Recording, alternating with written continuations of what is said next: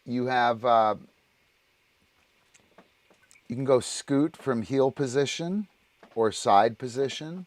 I call that get back. It's demonstrated in the video. That addition changes the nature of the look. Just having a different starting position before we initiate the scoot makes a completely different move. And this is a complete pro tip. As your dog scoots through, look in the direction you want the dog to finish. So if I scoot and I look here, Eppie will be right there. Bang. Yep. If I scoot and look over here, Eppie will be right there. It's because of my gaze, my shoulders, the opening up of my body, and the pressure disequilibrium that causes, right? Yeah. So the flank to scoot, if the dog is on flank, right? So the dog is out here. If the dog is out here working with me and I scoot, that's going to be a get back. Dog could be out here working with me and could scoot, could run out and scoot, or could turn all the way around. It's running this way, could whoosh and then scoot like Lute did a couple times in that video. But get back is primarily how it's going to go down. So if you pull your dog in, we did that with the backwards back weave in cookie class. Well, we Patron were stuff. doing, remember, I was starting to get back with Zeal. Yep. Yeah. Yep. It's a cool move. You can also think of it as It will scooting be once I get it mastered. back to front. Yeah. It's So- my mechanics, not the dogs. In order, this will sound familiar. In order to, maybe you should have read this before we did that in class, right? That would have been helpful. Bad pull, teacher. you want to pull the dog forward and then turn their head out. If you pull them forward and turn their head out, where's my camera? You pull them forward and turn their head out. A little more, right?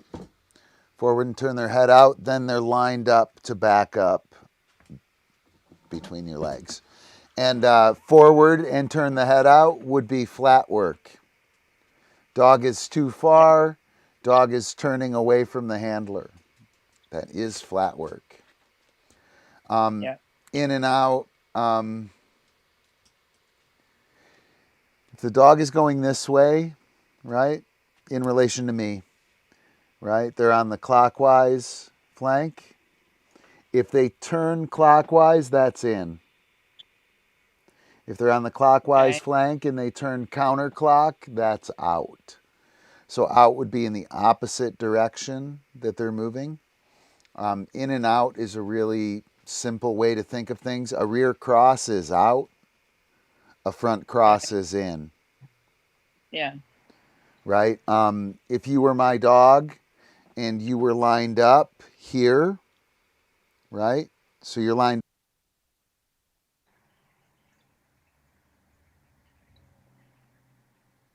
I think you lost your audio. I can't hear you, Ron. Did you hit your mic?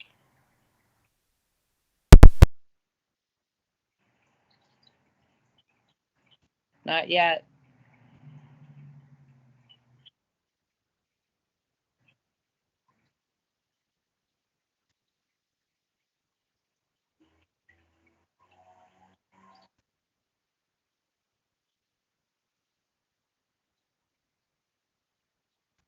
Uno momento.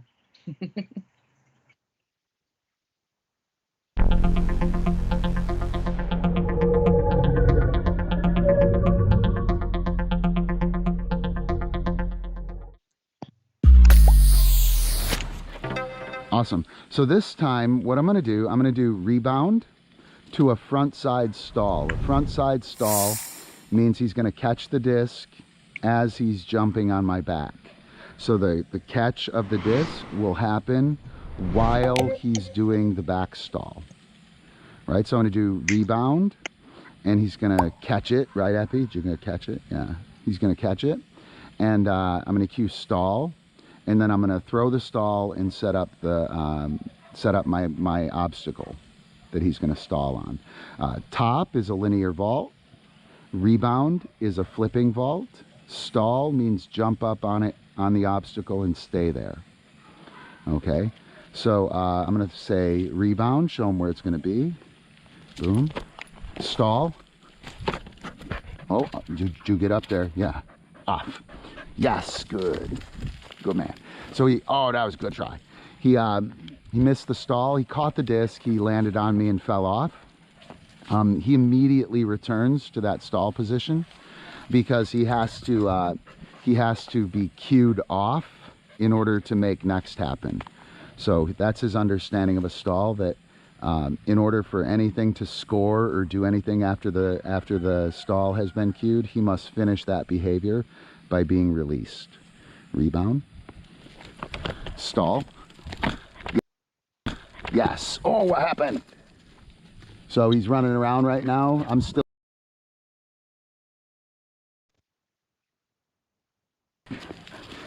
All right, you ready?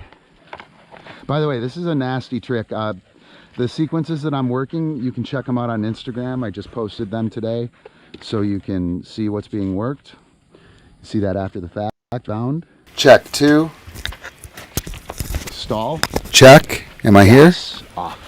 Go. Yeah, I can hear you. Oh, my bad. I keep throwing low to him. But you're hustling, Eppie. You are hustling. That's great.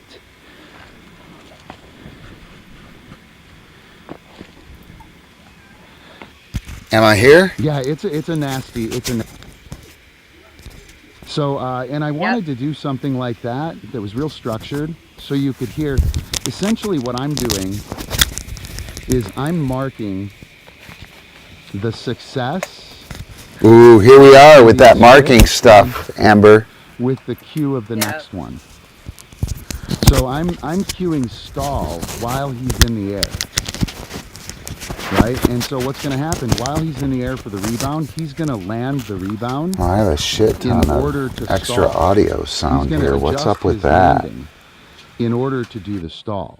Yeah, you need to turn up the And video. so that's really important for him to be prepared there. If I just cue rebound and let him land, and then cue stall, he's going to land however it's best for him. Or however he thinks the next thing is likely to happen. Right? So by marking, so if I go through, twist, right? The dog is through, we'll resolve the through, twist, and then twist, right? But the resolution of the through will be to a normal position. Does that make sense? Everybody on, like, with me? Hopefully you are. I can't look at my phone. But if I instead, as the dog is going through, if I give the next cue as he's going through, I can ensure that he resolves the through in order to twist. Through, twist, yes. That sounds awful, Ron. Right? And by doing that, I get a completely different skill. And what the does? Dog, does the previous skill specifically to set up the next one. And I hope that makes sense. It's a really important thing in sequence building. And I think it has lots of applications in other dog sports and dog training endeavors as well. Like a lot of right there. Yeah. Yeah. It could just be the AC, but it sounds a little more staticky.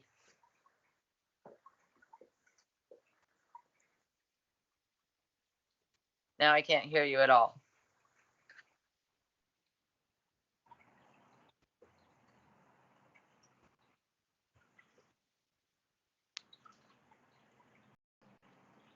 All right, am I here? Can you hear me?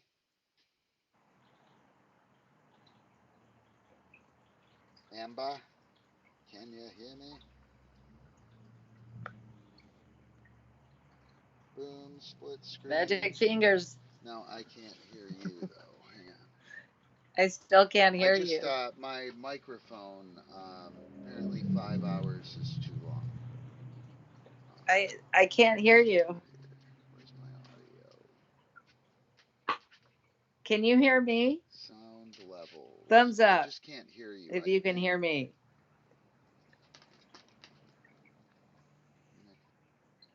Muted. How do I get my finger in here? So you should be able to. I don't know. Test, test, That. 1, 2, There you go. 3. Got it. Can you hear me? We're You can hear muted me? from hell. I think we're good now, right? No. Okay, hang on. I don't know what happened. Hang on. Loop back. External microphone. Skype mic. Missing audio source. I need a frickin' mic.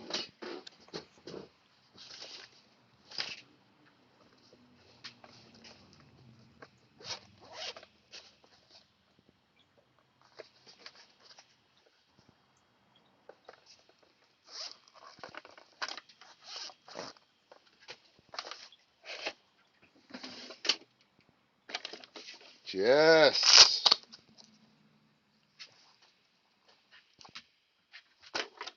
Yes.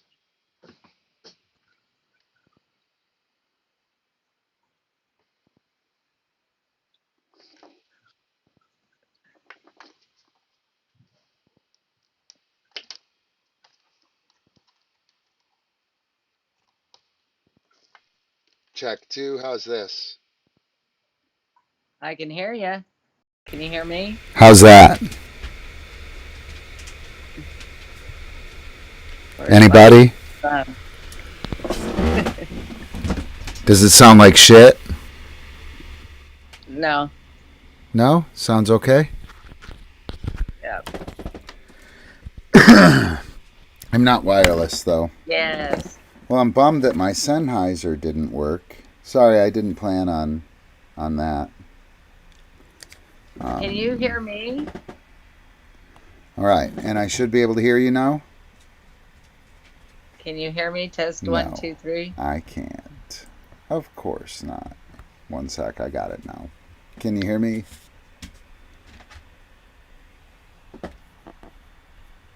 Come on, we can do it. Yay! Yay!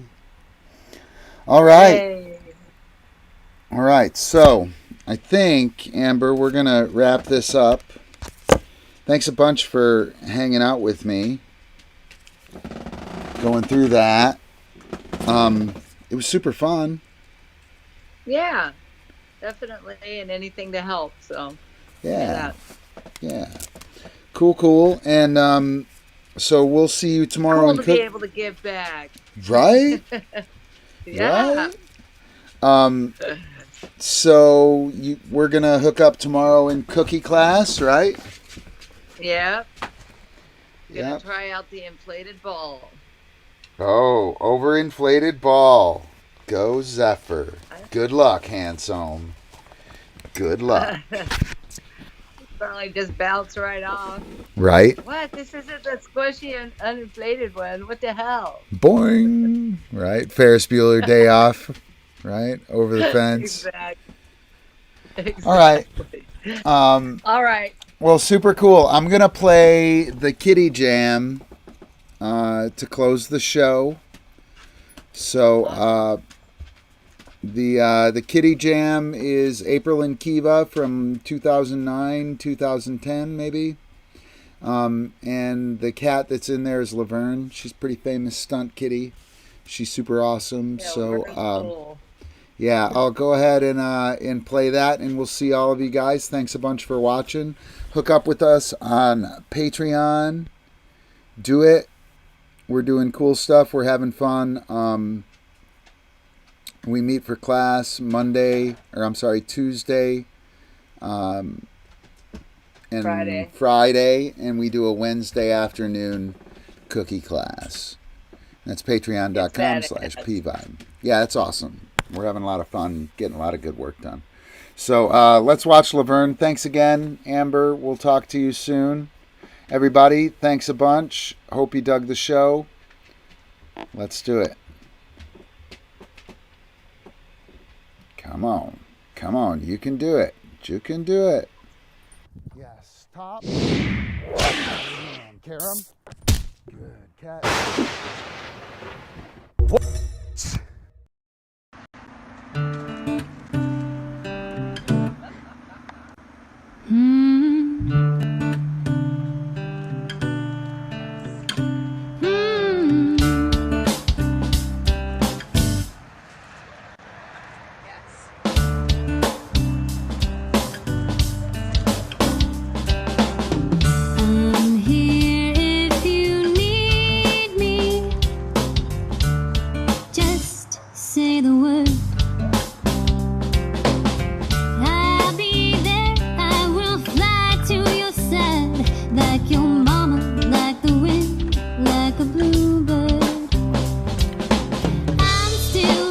at the farm in Michigan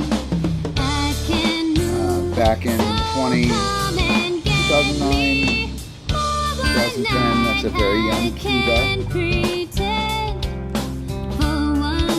It's where we had 20 dogs, 22, 24, full shit ton. Pretty cool place. This band is a band called The Spares, the local band in a local band in Michigan. Pretty awesome band, a two-piece, a lady and a guy. They're pretty awesome.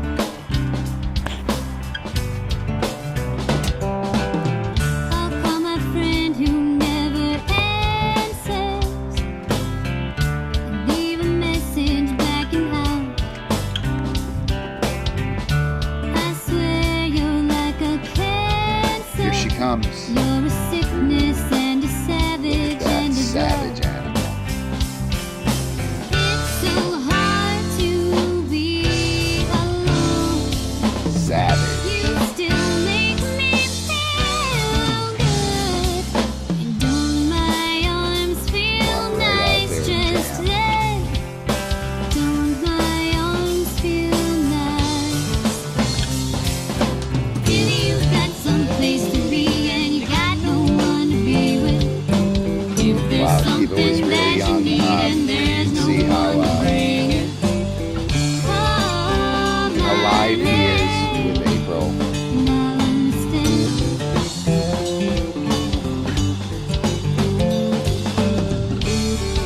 Sharky. I don't know what I'm doing.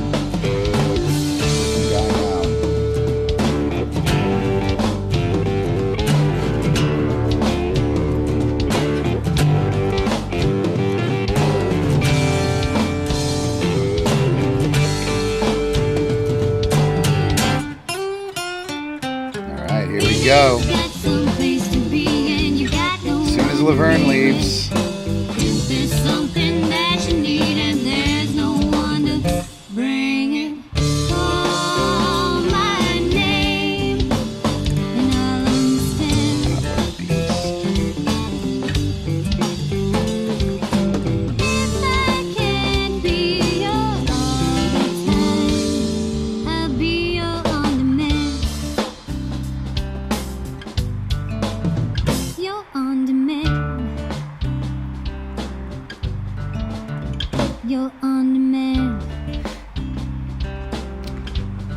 You're on demand. He's one of the best athletes I've worked with. Pretty ridiculous dog.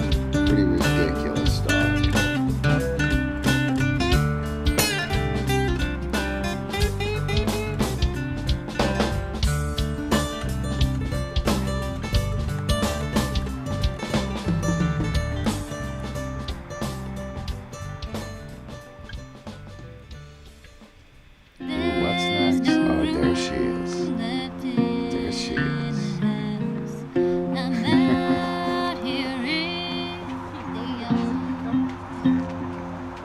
Come on, my love, and sit with me. I'll sing you a song. I used to work from midnight. So Laverne did a dog catch. She's a dog catch from the rafters. Cat stall from the rafters. Little Lou Max shirt there. Got trick dogs.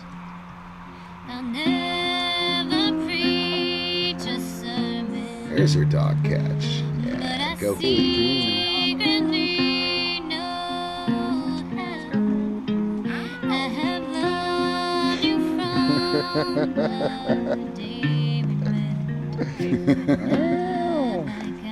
Laverne.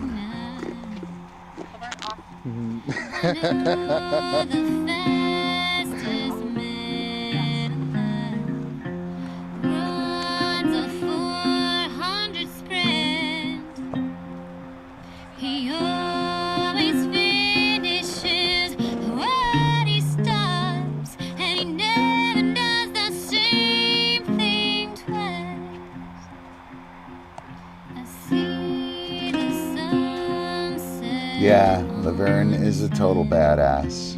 shining through the trees. I have loved you from the day we met. But not like I do now. Oh, but not like I do now. She is a gookie. Yes, good key. All right, that is gonna do it for the show tonight. Thanks a bunch, everybody. MemeRoll to play us out. Have fun. Good to see y'all. Talk to you soon.